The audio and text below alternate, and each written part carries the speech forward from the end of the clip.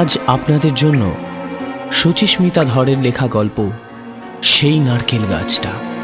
গল্পটি লেখিকার বিখ্যাত উপন্যাস অনাত্মীয়ার পূর্বকাহিনী।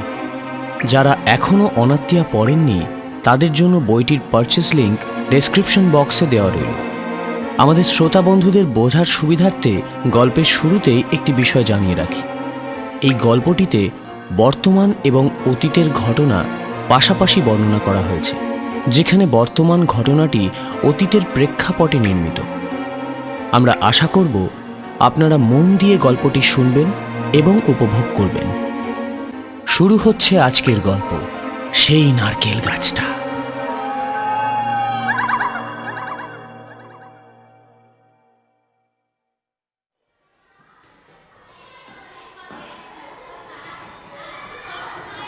তোমার কি বাড়ি ফেরার তাড়া আছে আজ? ছুটির পর মিনিট 5 সময় হবে? হ্যাঁ নিশ্চয়ই, 5 মিনিট কেন, আজকে 1 ঘন্টা সময় দিতে পারবো। পড়ানো নেই আজ। কিন্তু কি হয়েছে, সিরিয়াস কিছু?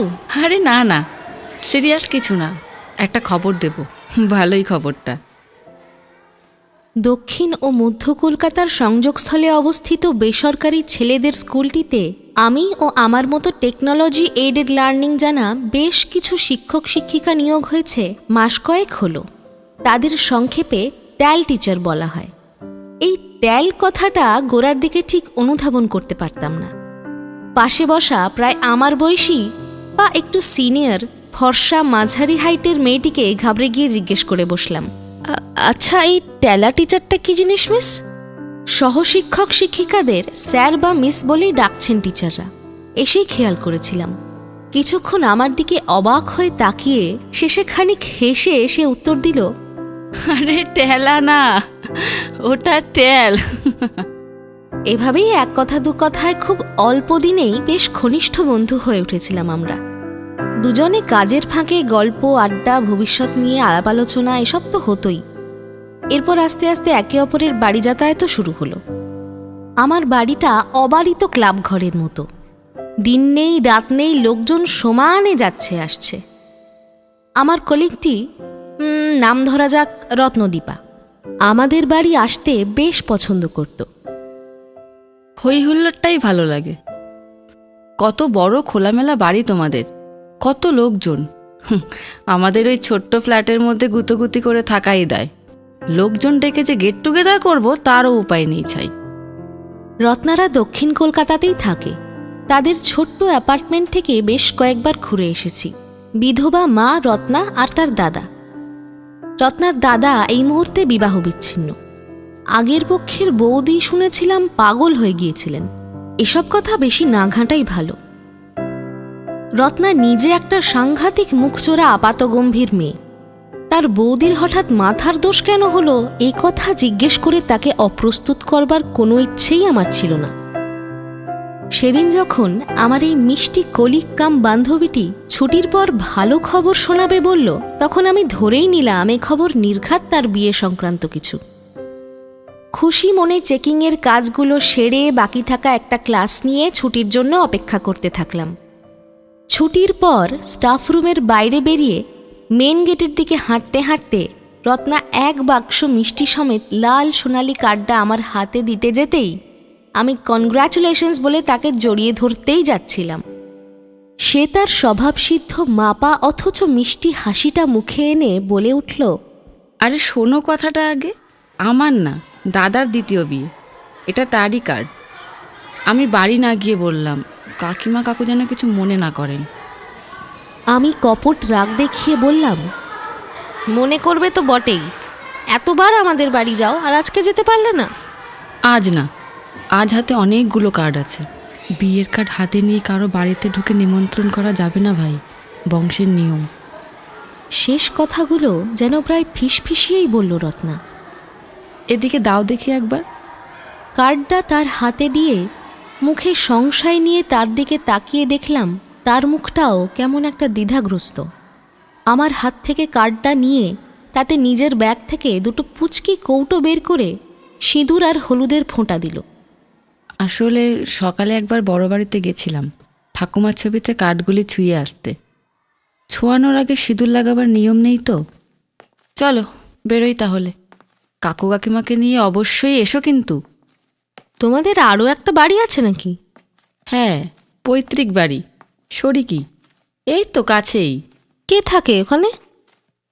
এই প্রশ্নের উত্তরে একরকম চমকে উঠেই রত্না কাঁপা কাঁপা গলায় উত্তর দিল, কই কেউ থাকে না তো। তার বাস এদিকেই আসছিল। সে অকারণে দৌড়ে গিয়ে প্রায় চলন্ত বাসেই উঠে পড়ল। আমি কিছুক্ষণ কিংকর্তব্য বিমূঢ় হয়ে দাঁড়িয়ে রইলাম। কেমন আজব ব্যাপার মনে হচ্ছে না? এদের আরেকটা বাড়ি থাকতে ওই 2 কামরার 600 স্কোয়ার ফিট ফ্ল্যাটের মধ্যে ঘাড় গুঁজে পড়ে থাকে কেন? কার্ড ফটোতে ছোঁয়ানোর আগে তাতে সিঁদুর লাগানো যাবে না কেন? ঠাকুমা বিধবা ছিলেন বলে? তাই হবে বোধহয়। বাড়ি এসে কার্ডটা খুলে দেখি পাত্রী সেই সুদূর মুর্শিদাবাদের মেয়ে, সেখানেই বিয়ে। আর বৌভাত মানে বধূবরণ হবে অমুক হোটেলের ব্যাঙ্কোয়েটে। রাতে খেতে বসে মাকে বললাম, জানো ওদের আরও একটা বাড়ি আছে, বেশ বড়ই হবে, কারণ রত্না ওটাকে বড় বাড়ি বলে ডাকছিল। তাও হোটেল ভাড়া করে বিয়ে হচ্ছে কেন কে জানে। দেখ গে, হয়তো শরিকি ঝামেলা, নানা ধরনের মানুষ আছে না, সবাই কি আর সব কিছু মেনে নিতে চায় আজকাল। তুই এসব রাখ তো, এখন খেতে আয়। আমি মাথায় আবোল তাবোল চিন্তা নিয়ে খেয়ে দিয়ে শেষে ঘুমোতে গেলাম। সেই রাতের শেষ দিকে একটা ভীষণ লাইভলি স্বপ্ন দেখেছিলাম, যার রেশ তার পরের বেশ কিছুদিন ধরে আমার মনে রয়ে যায়। একটা বেশ বড় 7 মহলা বাড়ি, পরিচর্যা ও যত্নের অভাবে ধুলোমলিন, বিশাল ছড়ানো উঠোন, ঘন কৃষ্ণ মেঘের ঘনঘটায় আকাশ প্রায় অন্ধকার। জং ধরা গেট ধরে দাঁড়িয়ে আমি ভেতরে উঁকি ঝুঁকি মারতে চেষ্টা করছি। হঠাৎ দেখলাম উঠোনের ওপর একটা বিশাল উঁচু নারকেল গাছ।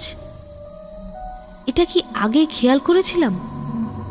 আমাকে আরও চমকে দিয়ে একজন সাদা থান পরা ভদ্রমহিলা হঠাৎই উদয় হলেন। সাদা শনের নুড়ির মতো চুল বৃষ্টিতে ভিজে গেছে, বলি রেখাময় মুখ, আর কেমন যেন অপ্রকৃতিস্থ চেহারা। আমি আঁতকে উঠে পালাবার চেষ্টা করতেই বেশ উঁচু স্বরে বললেন, শীতে খালি নাকি রে মেয়ে তোর?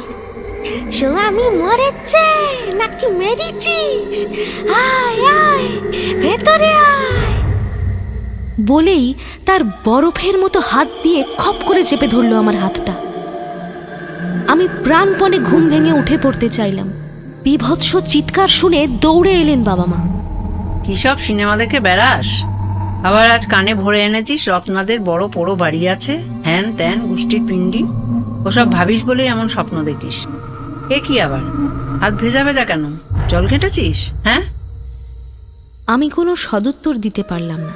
স্বপ্নে ছোঁয়ানো জল যে আবার হাতে কিভাবে লেগে যায় তাই বা বলি কি করে।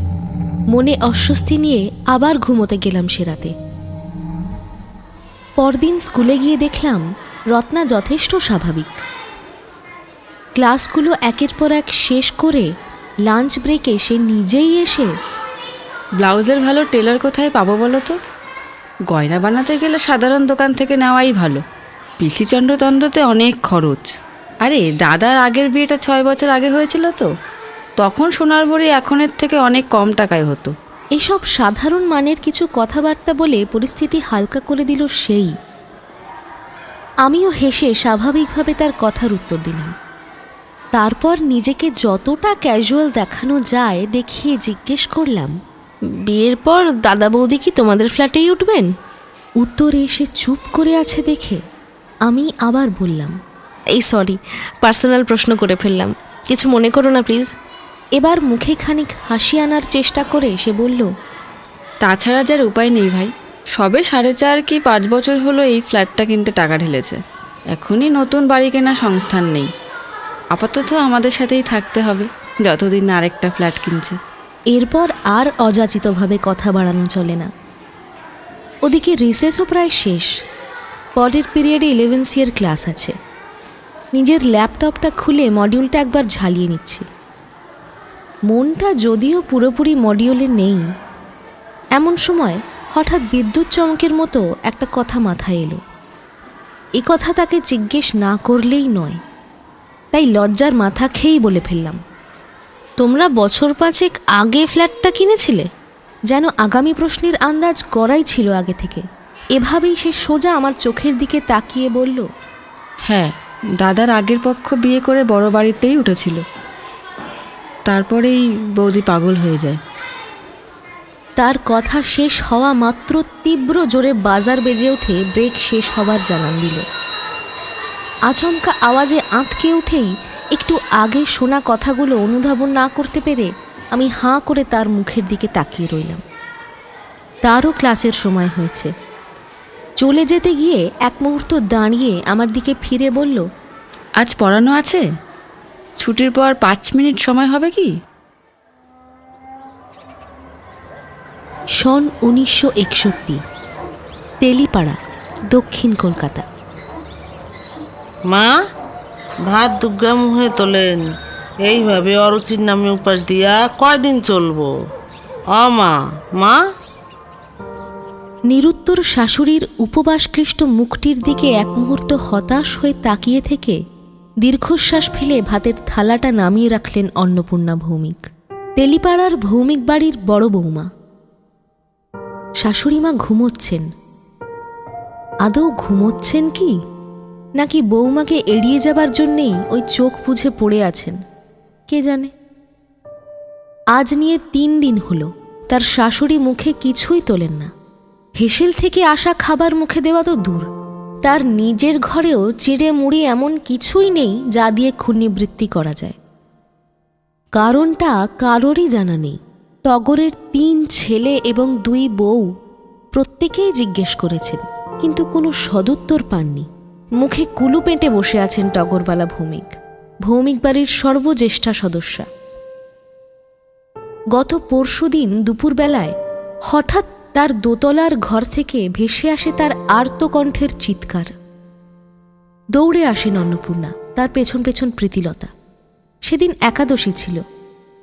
ঘরের মেঝের উপরে উল্টানো বাটি থেকে বেরিয়ে আসা দুধ আর আম ঘরময় ছত্রখান হয়ে আছে, আর খাটের এক কোণে সিঁটিয়ে বসে আছেন টগরবালা।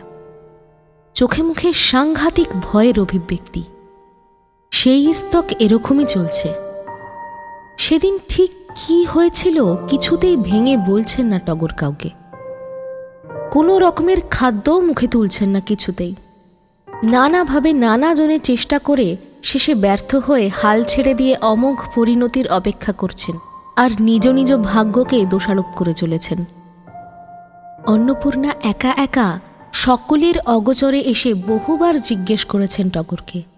প্রথম 1.5 দিন তীব্র ভৎসনা ও গালিগালাজ করেছেন টগর পুত্রবধূকে।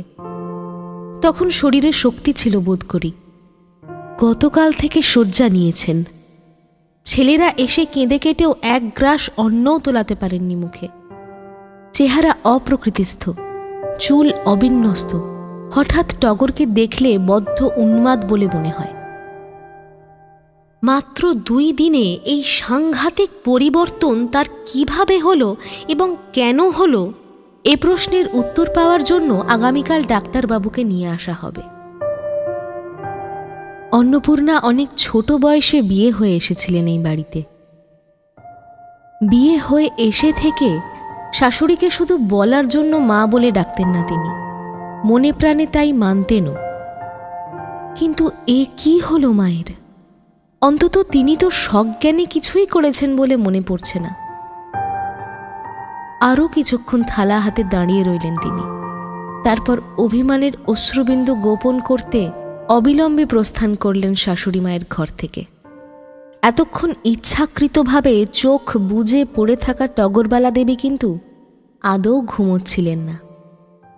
পিটপিট করে বড় বউয়ের বেরিয়ে যাওয়াটা দেখলেন তিনি, আর মনে মনে বললেন, আবার ভাতের তাল সাজাইয়া নিয়ে আইসে মাগি বিষ খাওয়াই নেলিকা। বঙ্গভঙ্গের পরপরই টগরের শ্বশুরমশাই ওপার বাংলার জমি জমা বেচে এদেশে এসে তেলিপাড়ায় একখণ্ড জমি কেনেন। তখন দিনকাল আরও অনুন্নত ছিল। ইট কাঠ লোহালক্করের জঙ্গল প্রকৃতির শ্যামলিমাকে তখনও গ্রাস করতে পারেনি। টগরের শ্বশুর শ্রী প্রমথেশ ভৌমিকের বাগান করার শখটা চিরকালের। তাই এদেশে এসেও জমির অগ্রভাগে দোতলা বাড়ি তুলে পেছন দিকে সযত্নে একটি বাগান করলেন তিনি। ওনার বয়স হলে অযত্নের কারণে সে বাগান ক্রমে জঙ্গলে পরিণত হল। এ বাড়িতে বিয়ে হয়ে এসে রাতবিরেতে বহুবার পেছনের জঙ্গল থেকে শিয়ালের ডাক শুনে চমকে উঠেছেন। উঠানের সুউচ্চ নারকেল গাছটিও চারা অবস্থায় প্রমথেশ পুঁতেছিলেন। সে গাছ এখন লম্বা হয়ে বাড়ির দোতলা ছাড়িয়ে ছাদে উঠে ঠেকেছে। ঝুপসি ঘন পাতা ভরা গাছটি নিষ্ফলা শুরু থেকেই।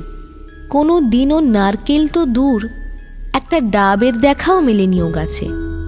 প্রমথের শেষ বয়সে রোগশয্যায় শুয়ে গাছটির দিকে অপলকভাবে তাকিয়ে থাকতেন মাঝে মাঝে।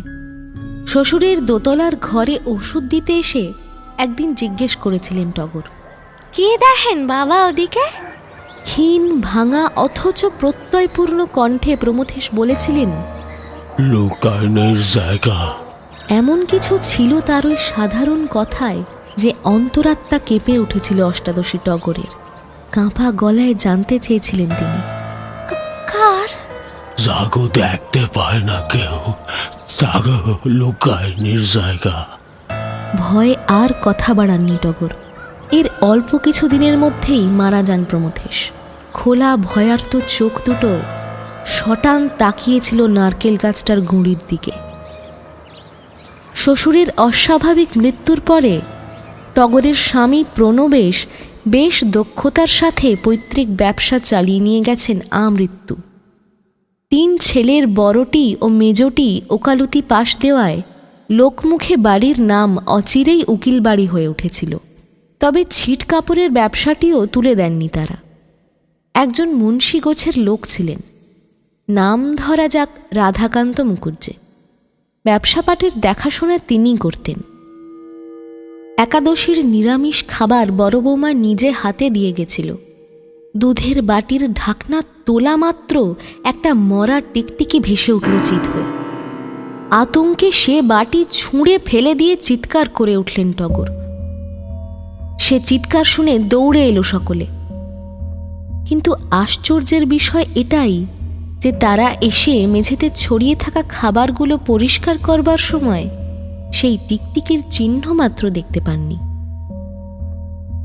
সেই থেকে এ বাড়িতে অন্নজল ত্যাগ করেছেন টগর। তবে তিনি যা শুনেছিলেন তাই সত্যি। তাকে খুন করার চেষ্টা চলছে এ বাড়িতে। সম্পত্তির কি নিদারুণ লোভ! আর তো বাড়ির খাবার মুখে দেওয়া চলে না। এ কথা একমাত্র রাধাকান্তকে কেঁদে কেটে শুনিয়েছেন তিনি। প্রৌঢ় মানুষটি তাকে মা বলে ডাকেন। তার প্রতি পরিবারের এরকম আচরণে খুব দুঃখ পেয়েছেন তিনি।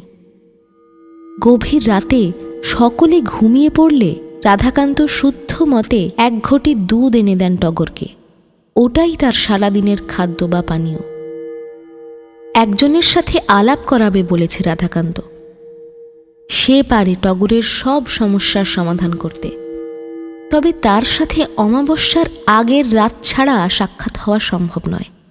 আজ ত্রয়োদশী, আর একটা রাত। ধৈর্য ধরে আছেন টগর।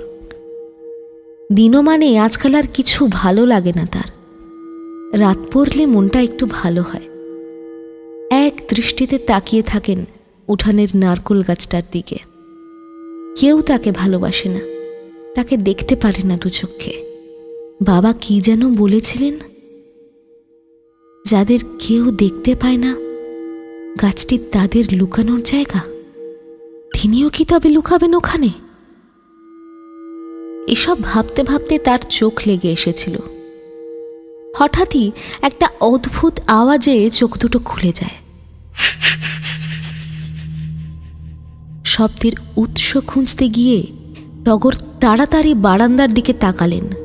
চোখের পলকে যেন মনে হলো গাছটির গুঁড়ি বেয়ে একটা সাদাটে নারী মূর্তি উল্টো হয়ে গাছ বেয়ে উপরে উঠে গেল ছাদের দিকে।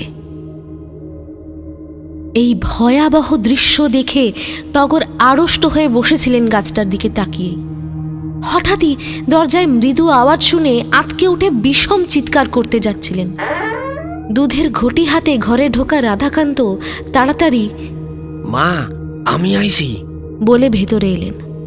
ভয়ার্ত চিৎকারটা মাঝপথে থেমে গিয়ে দীর্ঘশ্বাসে পরিণত হল। কান্নায় ভেঙে পড়লেন টগরবালা ভৌমিক। রাধাকান্ত ধৈর্য ধরে মাথা নিচু করে বসে রইলেন তার পাশে। তারপর ধীরে ধীরে বললেন, দুধ আনছি মা, খাইয়া লন। চোখ মুছে ভয়ার্ত টগর বললেন, উঠানের নারকেল গাছটা কাটাইনের উৎসুক করলো রাধা। ও অশৈলে গাছ আমি বাড়িতে রাখুম না। কি লিগা মা, কিটা হইছে? রাখুম না, তুই কাই মুনি সোহান ডাকাইয়া ও গাছ কাইটা ফেলা। মালিক পক্ষের হুকুমের পর যদিও তার আর কিছু বলার থাকে না, তাও কিয়ৎকাল চুপ করে থেকে রাধাকান্ত জিজ্ঞেস করলেন, কিছু দেখছেন? চমকে উঠে তাকালেন টগর। ক্যারে শিখাইলি ও কথা? তুইও দেখছস? সত্য কথা কর রাধা, সত্য কথা কর রাধা। বলে তিনি আবার কান্নায় ভেঙে পড়লেন। খাইয়া লন আগে। এই বলে রাধাকান্ত দুধের ঘটিটা আবার এগিয়ে দিলেন তার দিকে। আমি কি সময় দিব না, তুই ক সত্যটি আমার দিব্যি, ক এহনি ক। সে বড় পাপের কথা মাঠান, আপনার মুখের উপরে সে কথা কওনের সাহস নাই আমার। তবে শুধু এতদূর কইয়া সারি মা, এই বাড়ি, ওই পিছনের বাগান অনেক পাপের সাক্ষী।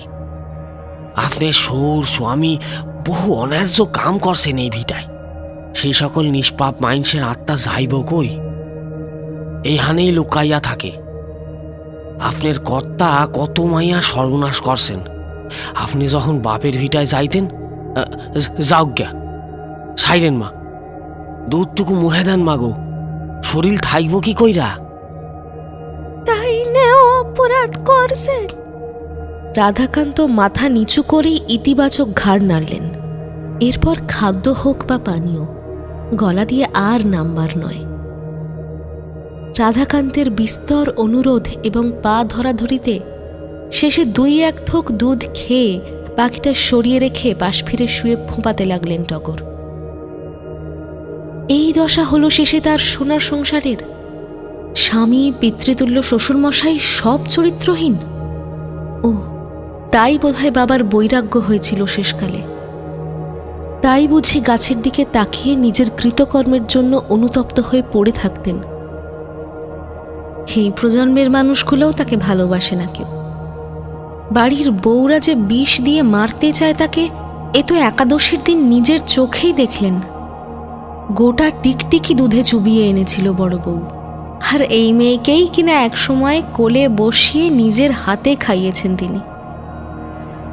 রাধাকান্তই তাকে খবর দিয়েছে যে এরা সম্পত্তি হাতানোর জন্য দিন রাত এনার মৃত্যু কামনা করে চলেছেন। তিনি মরলেই ভাগবাটোয়ারা করে আলাদা হবে। মেঝে বসে থাকা রাধাকান্ত ব্যথিত স্বরে বললেন, কাইন্দেন না মা, আমার উপরে বিশ্বাস আছে তো? আমি কাল চতুর্দশীর রাতে এক মহান আত্মার লগে সাক্ষাৎ করাইয়া আপনার উপর হইয়া চলা অত্যাচারের বিহিত করুন, কথা দিতাছি। আপনি স্নান ছাইরা ভাঙা শাড়ি পইরা তৈরি হইয়া থাকবেন। উঠে ঘর থেকে বেরিয়ে যেতে গিয়ে দরজার সামনে দাঁড়িয়ে পেছন ফিরলেন রাধাকান্ত মুখুজ্জে মশাই। বৃদ্ধা এক পাশ ফিরে হাউ হাউ করে কাঁদছেন। মা, আরক্ত নয়নে পাশ ফিরলেন টগর। সকল গয়না গায়ে দিবেন মা, আপনি যা যা অলংকার আছে সব, বুঝলেন? দরজা আবজিয়ে দিয়ে বারান্দায় বেরিয়ে আসেন রাধাকান্ত। নারকেল গাছটার অন্ধকারময় মাথায় কালো ঝুপসি পাতাগুলোর দিকে তাকান। মুখের দুঃখিত ব্যথিত অবসাদময় ভাবটি ক্রমে অন্তর্হিত হয়ে সে জায়গায় ফুটে উঠল এক ক্রূর কুটিল হাসি। সিঁড়ি বেয়ে নিচে নেমে গাছটির গোড়ায় গিয়ে দাঁড়িয়ে গাছটির মাথার দিকে তাকিয়ে রইলেন হাসি মুখে।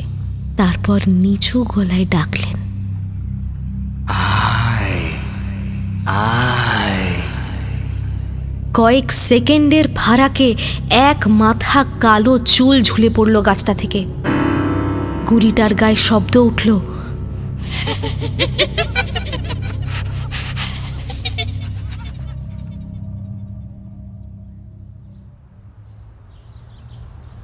স্কুল থেকে বেরিয়ে বাঁদিকে একটু এগোলেই একটা পার্ক আছে। আপাতত আমি আর রত্না সেখানেই বসে আছি। আজ সকালে ছুটির পর সময় চেয়েছিল, তাই এসেছি। রত্না অনেক কথা বলে চলেছে।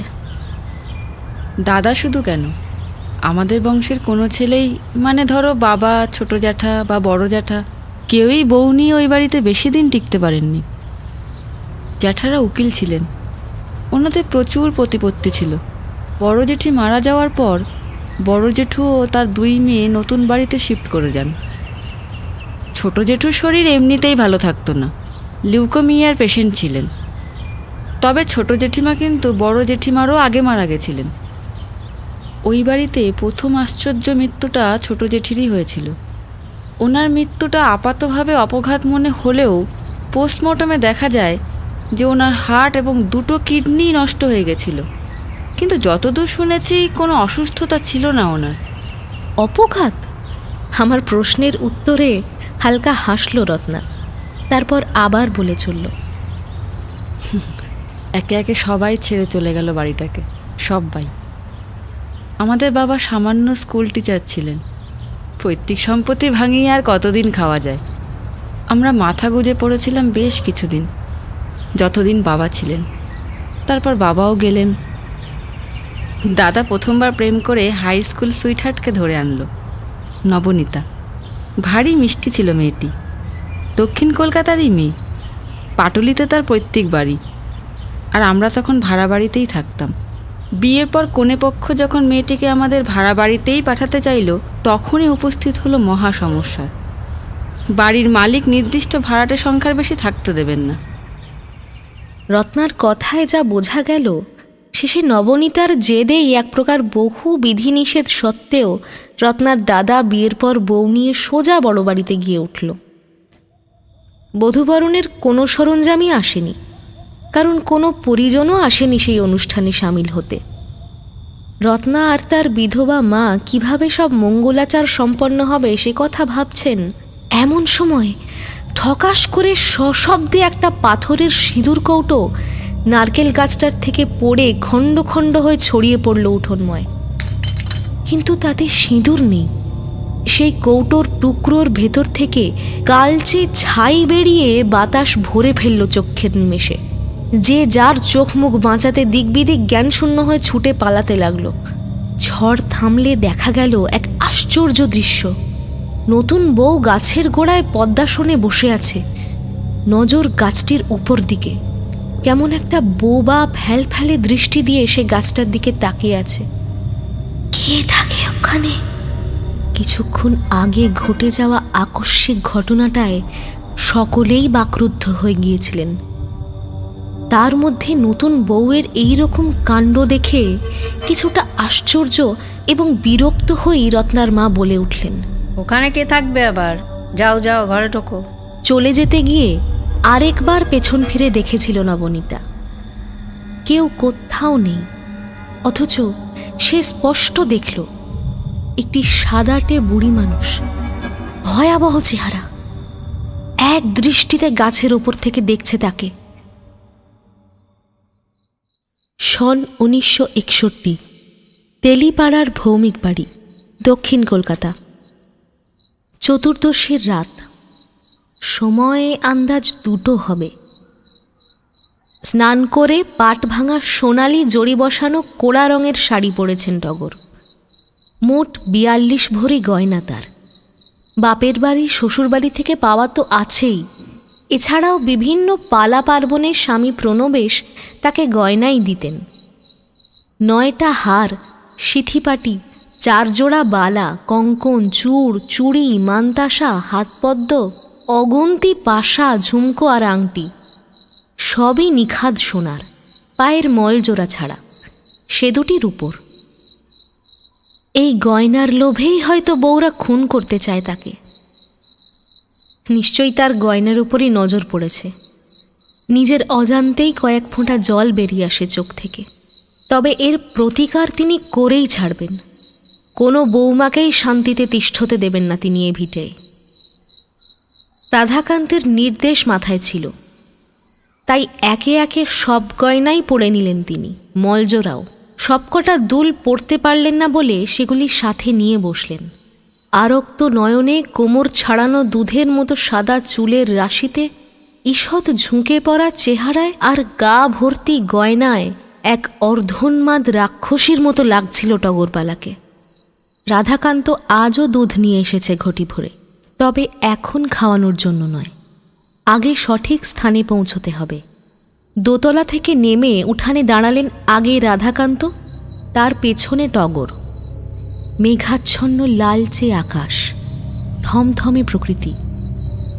উঠানের মাঝে এক দলা অন্ধকার হয়ে দাঁড়িয়ে আছে ঝুপসি নারকেল গাছটা। রাধাকান্ত ঠিক তার নিচে গিয়েই দাঁড়ালেন। টগরের যে ভয় হচ্ছিল না তা নয়, তবু সাহসে ভর করে বললেন, ও রাধা, কার লগে দেখা করাই পিল এই রাত্রিকালে? তার প্রশ্নের উত্তর না দিয়ে রাধাকান্ত দুধের ঘটি এগিয়ে দিয়ে বলেন, তাই না অহনি আইবেন, আপনি খাইয়া লন মা। এদিক ওদিক তাকিয়ে দুধের ঘটিতে চুমুক দিলেন টগর। একবার, আরও একবার। কেমন তিতকুটে লাগছে না? রাধাকান্তকে সে কথা জিজ্ঞেস করতে যাবেন, হঠাৎই সেই সময় মুকুজ্জে মশাই 2 হাত গাছের দিকে তুলে উচ্চ কণ্ঠে ডাকলেন, আয় আয় আয়। অস্থির শরীর, টলমলে মাথা নিয়ে আর দাঁড়িয়ে থাকতে পারলেন না টগর। ধপ করে পড়ে গেলেন নারকেল গাছটার নিচে। ক্রমে লুপ্ত হয়ে আসা চেতনায় দেখলেন এক মাথা কালো চুল ঝুলে পড়ল গাছটার থেকে। একটা রক্তশূন্য সাদা শরীরের উলঙ্গ মেয়ে মানুষ নেমে এসে উবু হয়ে বসল শায়িত টগরের সামনে। নারকেল গাছটার গুঁড়িতে আওয়াজ উঠল, রাধাকান্ত। তার চোখ দুটো কেমন অচেনা লাগছে এখন। সেই ভক্তি, করুণা, মা ঠাকুরনের প্রতি সেই আকুলতা কোনোটাই নেই তার চোখে। ঘৃণা, হিংসা, লোভের আগুনে চকচক করে ওঠা চোখ দুটো দিয়ে গাছ থেকে নেমে আসা পিশাচিনীর দিকে তাকিয়ে তিনি আদেশ করলেন, ওর মনে ওর সন্তান আর বৌমাদের প্রতি কোনো ভালোবাসা, স্নেহ, সংযোগ কিছুই বাকি নাই। ওর হৃদয় বিষে পরিপূর্ণ হয়েছে। এইবার তুই এ ভিটের থেকে ঠাঁই তোল। তোর জায়গায় এবার এ বসবে এই গাছে। নজর রাখবে যেন কোনো বৌমা এই বাড়িতে আর টিকতে না পারে।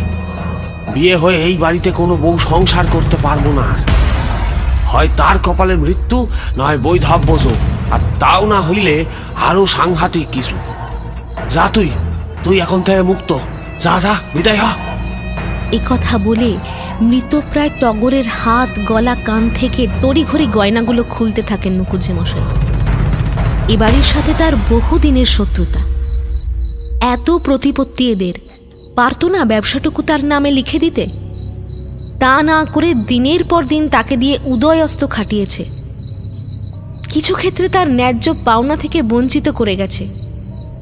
একদিন একটা সামান্য ভুলের জন্য তার গায়ে জুতোর বাড়ি অবধি মেরেছেন প্রণবেশ। চাকরি ছেড়ে যেতেই পারতেন রাধাকান্ত, কিন্তু প্রতিহিংসার আগুনটা নিজের ভেতরে জিইয়ে রেখে চুপিসারে কাজ সারতে থাকেন তিনি। এক তান্ত্রিকের কাছ থেকে তন্ত্র এবং প্রেত আনায়ন শিখেছিলেন। এই নারকেল গাছটা কিছুটা বড় হওয়ার পরেই গভীর রাতে তিনি ও সেই তান্ত্রিক এসে এই মেয়ে লোকটির বেওয়ারিশ মৃতদেহের উপর বসে সব সাধনা করে এই গাছে তার প্রেত প্রতিষ্ঠা করেন। এই প্রেত রাগ, দেশ, অহংকার ও হিংসাপূর্ণ আত্মার শিকার করে এবং বংশের নাশ করে। বংশবৃদ্ধি ঘটাতে দেয় না বলেই ও গাছ বেড়ে উঠলেও নিষ্ফলা হয়েই রয়ে গেছে। এই প্রেতিনীর দ্বারাই প্রমথেশ ও প্রণবেশের মৃত্যু হয়েছিল। রাধাকান্তের ভ্রম ঘটানোতেই চোখের ভুলে দুধের বাটিতে টিকটিকি দেখেছিলেন টগরবালা। তারপর থেকেই বাড়ির বৌমাদের প্রতি তার বিশ্বাস উঠে যায়। রাধাকান্ত এই সুযোগের অপেক্ষাতেই ছিলেন। রোজ দুধের সাথে একটু একটু করে ধুতুরার বীজ খাইয়ে খাইয়ে প্রায় উন্মাদ করে তুলেছিলেন টগরকে। আজ টগরবালার আত্মার আহুতি দিয়ে তার সমস্ত স্ত্রীধন হরণ করবেন, এই আশায় যে প্রয়াস করেছিলেন তা সার্থক হয়েছে। এবার গয়নাগুলো নিয়ে কেটে পড়তে পারলেই হয়। সমস্ত গয়না টগরের শাড়ির আঁচল থেকে একখণ্ড কাপড় ছিঁড়ে তাতে বাঁধতে যাবেন, এমন সময় তার হাতে টান পড়ে গয়নাগুলো উঠোনময় ছড়িয়ে পড়ল।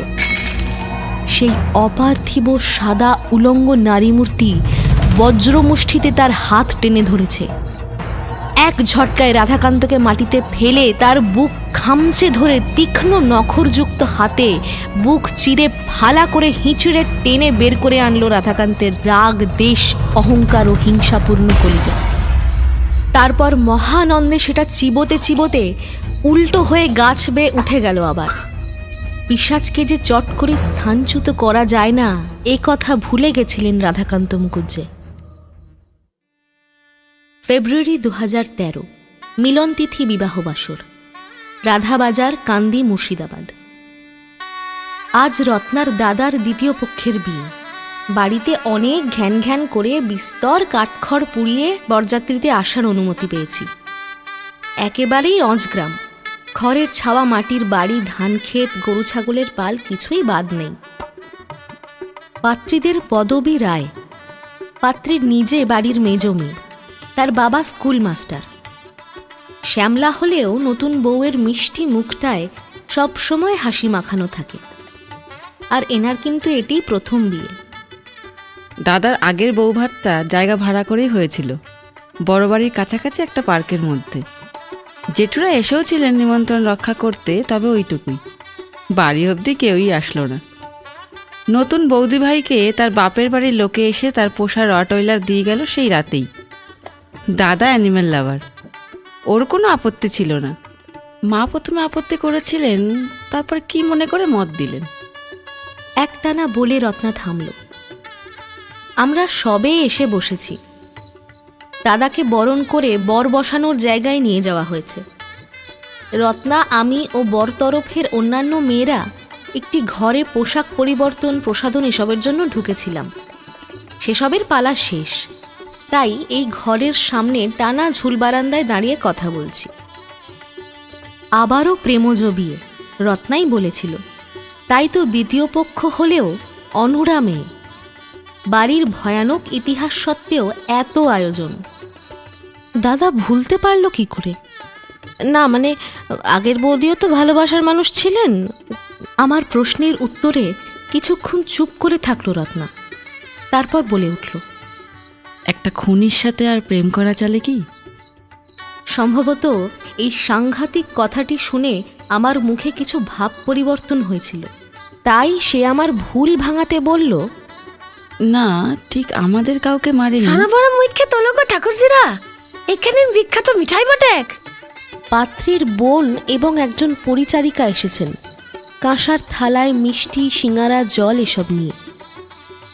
সে বরযাত্রীদের আপ্যায়ন করে চলে যাবার পর রত্না আবার বলে চলল, বৌভাতে রাতে বৌদি ভাই, দাদা, আমি, মা, লিও বাড়িতে ফিরলাম যখন, তখন প্রায় রাত 1:15। আর কেউ আসতে চাইলেন না, আমরাও জোর করিনি। একটা টেম্পো করে গিফটগুলো এসেছিল বিয়ে বাড়ি থেকে বড় বাড়ি অবধি।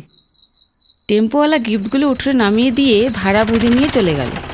দাদা, মা আর আমি গিফটগুলো হাতে হাতে নিয়ে উঠোন থেকে ঘরে তুলতে লাগলাম। বৌদি ভাই একটা অন্য সমস্যায় পড়েছে দেখা গেল। লিও কিছুতেই উঠোন পার হয়ে ঘরে এসে ঢুকবে না। তার পরিত্রাহী চিৎকারে সে রাতের নিস্তব্ধতা খান খান হয়ে যেতে লাগলো। বৌদি ভাই তাকে সে যাত্রায় প্রচুর আদর তোয়াজ করে শেষে বকাবকি, টানা হেঁচড়া করে ভেতরে নিয়ে গেল। ভয়ে কাটা হয়ে কুই কুই করতে করতে সে কোনো ক্রমে বাড়িতে উঠেই খাটের তলায় গিয়ে ঢুকল। সে রাতে আমরা যতক্ষণ জেগেছিলাম লিও আর সবার সামনে বেরোয়নি।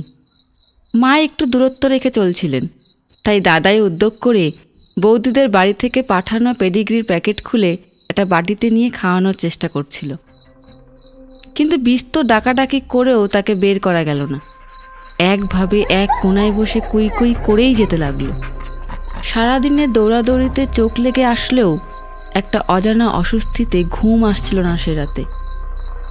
আন্দাজ 4টে নাগাদ লিওর কুইকুইটার বদলে একটা আর্তনাদের মতো অপরিচিত আওয়াজ শুনে মা পা টিপে টিপে বারান্দায় গিয়ে দেখলেন উঠোনে নারকেল গাছের নিচে বৌদি এক দৃষ্টিতে গাছের মাথার দিকে তাকিয়ে দাঁড়িয়ে আছে, আর আর এক হাতে চেপে বেঁকিয়ে ধরেছে লিওর ঘাড়।